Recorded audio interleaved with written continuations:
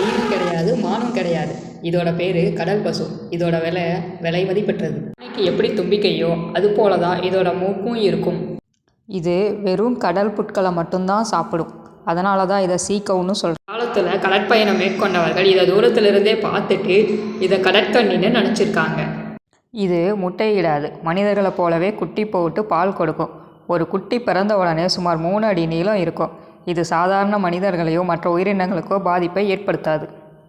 ஆனால் வருத்தமான விஷயம் என்னென்னா, உலகத்தில் இது ரொம்ப வேகமாக அழிஞ்சிட்டு வருது.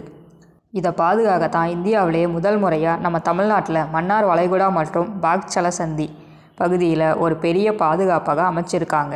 இந்த கடல் தேவதைகளை நம்ம காப்பாற்றலைன்னா இனி வர தலைமுறைக்கு அதை புகைப்படத்தில் மட்டும்தான் நம்ம காட்ட முடியும். கடலையும் கடல்வாழ் உயிரினங்களையும் காப்போம். இந்த தகவல் உங்களுக்கு பிடிச்சிருந்தா லைக் பண்ணுங்கள். இந்த மாதிரி பல பயனுள்ள தகவல்களை தெரிஞ்சுக்க நம்ம சேனலை உடனே சப்ஸ்கிரைப் பண்ணுங்கள். தேங்க்ஸ் ஃபார் வாட்சிங்.